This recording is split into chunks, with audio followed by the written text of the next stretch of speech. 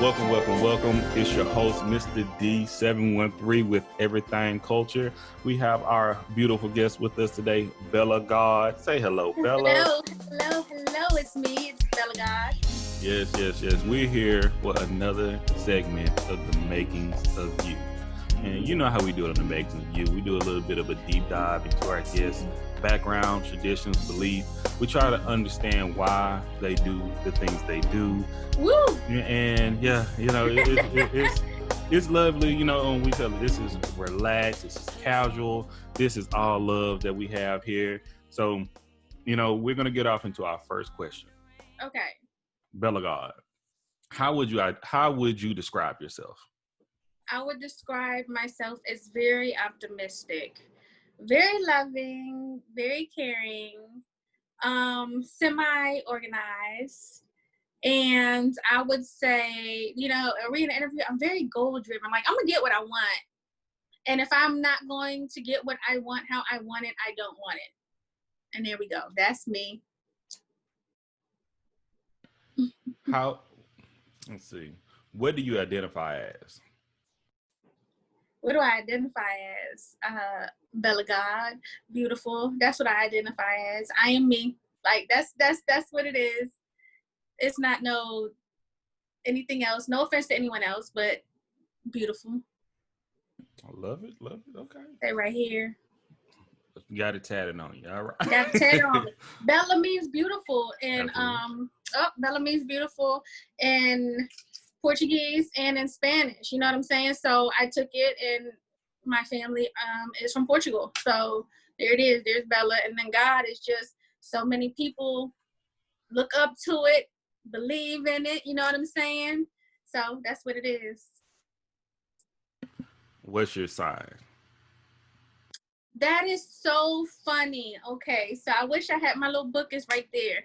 So you have to be into zodiac to know what I'm about to talk about. So my sign, tropically wise, okay, and tropical zodiac, your traditional zodiac that 99% of the population follows, knows about, blah, blah, blah. I'm Sagittarius by Pisces, okay? I started to devil into sidereal zodiac, and that has more emphasis on following. They all follow the moons and the stars, but it's specific degrees to how each planet conjuncts with another planet or does anything else. So what is crazy is that in sidereal astrology, I am Scorpio by Aquarius. And it's two totally different realms of astrology.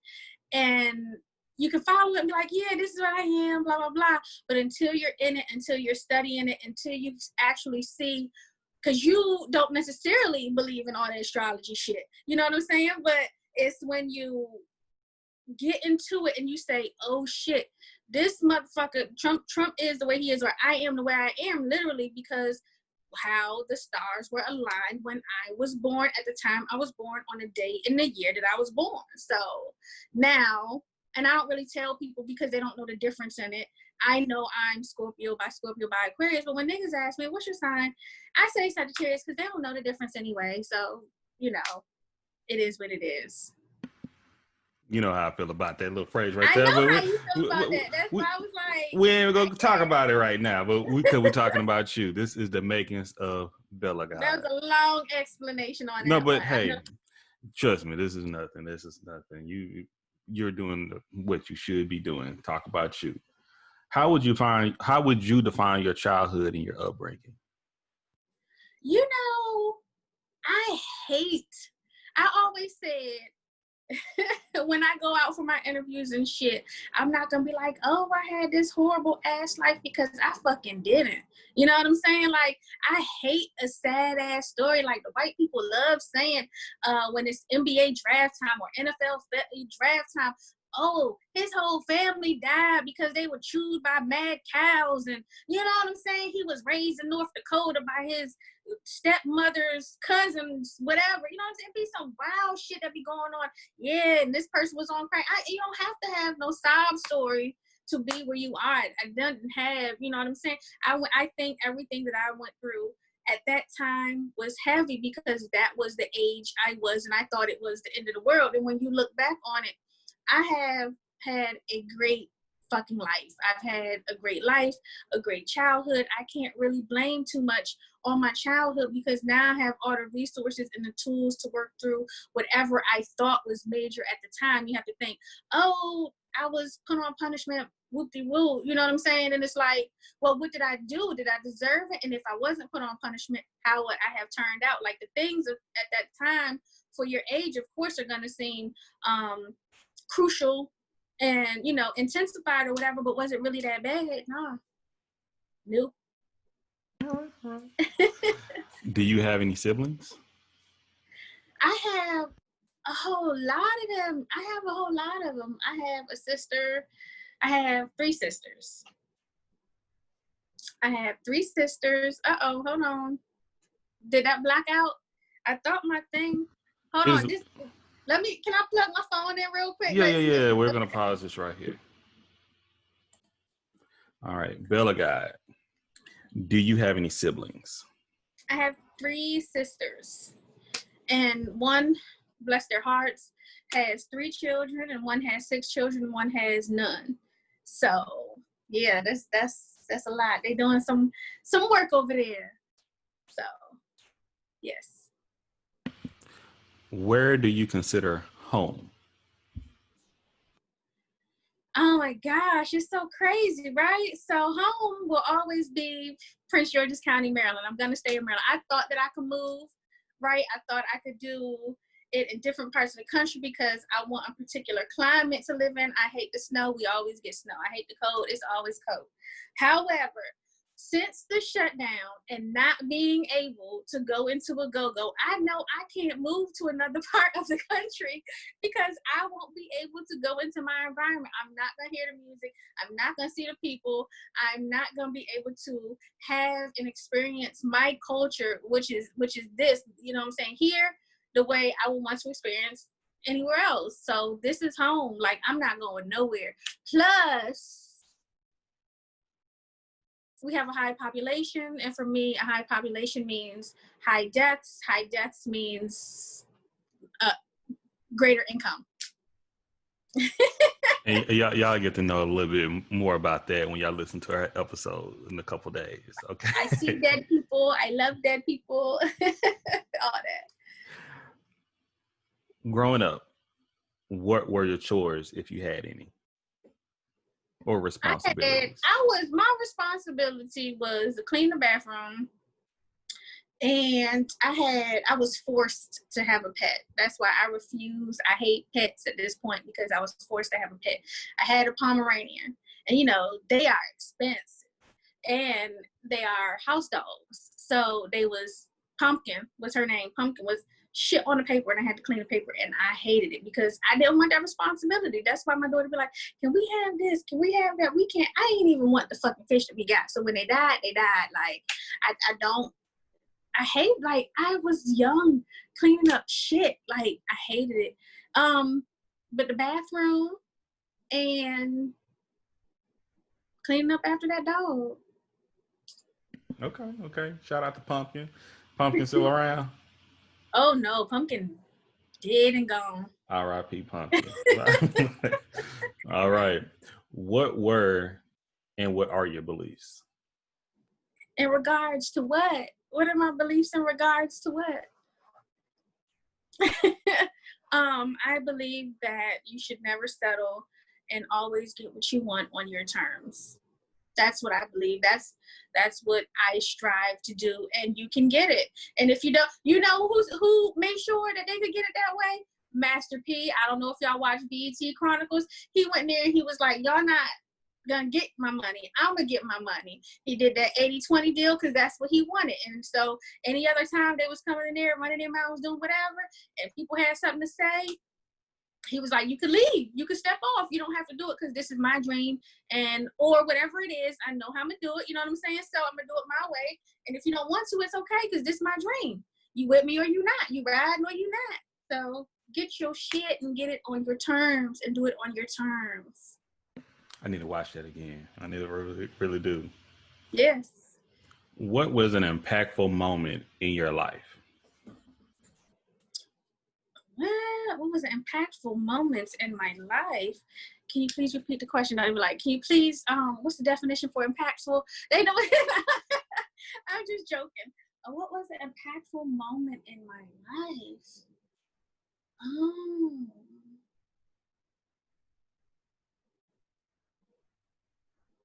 when I first, I mean, any impactful moment, like, It's we can come back to it. I mean, I can give you an impactful moment. I can give you one. Okay. So, an impactful moment, I'm going to say recently, was when I did my first body. When I did my first body at the anatomy board at University of Maryland, Johns Hopkins Medical Center is where we do our bodies at the state board. And that was definitely an impactful moment in my life. And that's when I knew that I was okay to go ahead and proceed with my dreams of becoming a mortician. All right. Love this. Love this. Next question. How do you define joy? How do I define joy? Joy is something that's always going to, you can be in the worst situation and you think about it and it make you smile. It doesn't matter what it is. It has to make you feel good. It has to make you, there's nothing negative surrounded around this joy. You have to be happy. And it can be defined any kind of way, but it just has to be something that gives you a sigh of relief, that makes you feel warm, makes you feel like whatever the best of the best is for you. That's what your joy has to be. Okay. Okay. What privileges do you benefit from? What privileges do I benefit from? You know, I'm just gonna go ahead. I am so sorry, Jack, you are not present right now because you stepped off to defend yourself. But I was watching an episode of something. I think it was the last episode. And y'all was talking about pretty privilege. And he was like, is it really pretty if you have a good, what do you say, personality? And I'm like, my nigga, you can't see nobody's personality first. So is it pretty privilege or not? Like you going around, you beating around the bush. Is it pretty? Absolutely, yeah, pretty privilege. I think that I have pretty privilege. I definitely had cleavage privilege. You can definitely, set them things out, get some free drinks, some free shots, you know what I'm saying? Those are some privileges that I've had. I'd like to stop there. Okay. Okay. We peep you. We peep you. How were you disciplined growing up? Them niggas yelled. They were yellers, and that's probably why I'm a yeller. And I was just like, okay, they yelled. It wasn't necessarily, and when I wouldn't, I think people confuse discipline and structure. But my discipline was being yelled at. It was like, shut the fuck up. And unfortunately, I am a yeller now, but yelling to me is better than placing your hands on anybody. You know what I'm saying? So that's that. All right. Okay. Whew. I'll get started on that right there. Okay. Who were or who are your role models? I don't really have role models, but I do like, because so people just turn out, I don't have role models because people have wild ass private lives that I don't know about. So I have different things I like about different people. I do like Eartha Kitt because she'd be like, compromise for a nigga for what? And I'm glad you said that, because the next question is, what is a quote that you live by and who is it from? Boom, that right there. And then she laughed. She was like, compromise for what? Like, to have you in my life? No, I'm not doing it. That's another reason why I'm single. That's another reason why I do my vlog. That's another reason why I have stuff to vlog about. What's your vlog again? Can you repeat it? It is, and I can. My vlog is Life, Lust, and Lies. It is a vlog about my dating life, my friends' dating life, my family's dating life, just random crazy dates and dating experiences that they went through. Okay, okay. Yes. Last meal. What would it be and who would prepare it? It could be anybody. My last meal, I like food. I love food. Um, so yeah, I think I told you a little bit. I was like a little bit spoiled. Did I say that? A little bit spoiled. So on Christmas, I can't hear you. On Christmas, on Christmas, my grandmother, without question, prepares our favorites. So my last meal would consist of duck and lamb, and I love seafood. So, and I get really triggered when I see people seafood boils because they literally boil certain seafood parts versus steaming it. So I would definitely have like some mussels, some oysters, some crab, some nice crab with those meats. Let's see, what vegetables are we gonna have? I love some broccoli, we can do that, steamed soft because my braces. Let's see what else we got. I love a potato. My goodness. I would like, a little bit of baked potato, a little bit of mashed potato, you know what I'm saying? All of the potatoes, like however you can, do it. Fix me a good potato, like just a little bit of each one. That sounds delicious because that's like all my meats, all the flavors, because they could get fixed all type of ways. You know what I'm saying? I don't have to go into seasonings and stuff because who would fix it? Shit. I would honestly I know this gonna sound so biased. My friend is a chef and she can motherfucking cook. And oh my goodness, I sat and watched her create gumbo, and she did the roe, of course, from scratch, and she stirred and stirred, and I had maybe like 30 minutes of video of her just doing, you know what I'm saying? I'm like, your arm's strong as shit. So I know if she could do that for other people, that mine would just be perfect. So it would be my grandma, and her name is Robin. But you gotta go watch one of my episodes to get all her information because it's all in there, okay? Okay. Shout out to Grandma Robin. Okay, okay. Grandma Robin. And come back. And it's Rue. Okay. It's Rue? Rue. It's Rue? Oh, it's not Ro?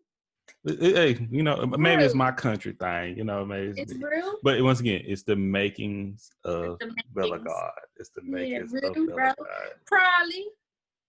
And you said it. You said it once. Want to ask again? What is your favorite holiday? My favorite holiday is my birthday because that's only about me. It's only about me. It don't have nothing to do with nobody else. It's only about me. Like, gift me, get me out the way, tell me you love me, like, gas me up. It's me. Don't nobody else share that with me. That's my favorite holiday. Yeah. Okay. I think I can agree with you right there. There's no Yeah. argument there. How would you want people to remember you? Ooh, this is a good one. So I want people to remember me by being a nice person. I actually am a nice person, but I am a very firm person about what I believe in. And so when I say what I believe in, it has everything to do with me, how my life will be. Opinions, cool. Let's debate it. Do whatever you tell me. Your side, my side. But I want to be remembered by also being one of the best to ever do it. Like I said, you'll find out. I want to have my funeral home known for making changes in the funeral industry. I want to be that. You know how you got Tay and you got like Alonzo, you got all these bomb ass hairstylists that get flown out to Duviana here or Nikki here or you know what I'm saying, whoever here, they gonna be flying me out to do these faces and to do these bodies because I already know what I'm here to do. I know, you know what I'm saying? Like, I know what I'm here to do. So I'm gonna be known for that change in my industry You know. I'm with it. I'm absolutely with it. Absolutely with it. And we're coming to our last question right here. All Okay. right, let's go. Oh boy. How do you describe your culture? How do how do I? That's a good question. How do I describe my culture? Go go. That's how I describe my culture. Just like that. You know what I'm saying? My culture. It is what it is. Like it's a mixing, it's melting pot together. I have Portuguese family, and obviously I'm black, right? My dad is black or whatever like that. And it's crazy because if you go back into time, Portuguese owned slaves, right? And so then they bring them over here and they come over here and you have some of these people as slaves, and now slavery's over and y'all, mixing stuff up. I am everything culture. I am. That's what it is. I got a little bit of both sides, and it's just crazy that some of us are like that. Like I'm literally half and half, and I love where I am, and I wish everybody could experience like four go-go's or come to a blend show or do something. That's my culture. My earrings is my culture. I love grills. That's my culture. I love screw music. That's my culture. You know what I'm saying? Like I am a whole lot of cultures. I'm everything culture. That's what you gotta get people to say. Be like, can you come on and say I'm everything culture for your marketing? You about to get on the payroll. Shit, you been on the road with shit today, man. I'm for real, like, cause, and we're gonna end it right. Well, first we're gonna end it right here. Once again, we want to thank you so much, Bella, for coming on the show. This is how you do it. Ready? Hi, I'm Bella God, and I am everything culture. See, hold on. I'm gonna you do it again. But make sure you got to put that "ang" there. You got to put everything culture. Everything. Okay, run it one more time. Hi, I'm Bella God, and I'm everything culture. There you go. That's that shit right there. That's it. Cut. That's it. Cut. Print the shit. Roll it. See, but I'm telling you, this is why I love doing this. Like, this is a passion of mine. Just getting to know about your background, your hair, and we can go so much deeper in. Yes, with the questions right here. It's just getting to know you. Seeing what you got. Because you can get into the tats. You can get into. You talk about the music. You can talk about your hair. All these things are truly culture in what we have right here. So, once again, thank you for coming on the episode. We greatly appreciate it. Thank you for having me. We will see you in a couple more days when the episode drop. The Art of Death. Thank you all, and God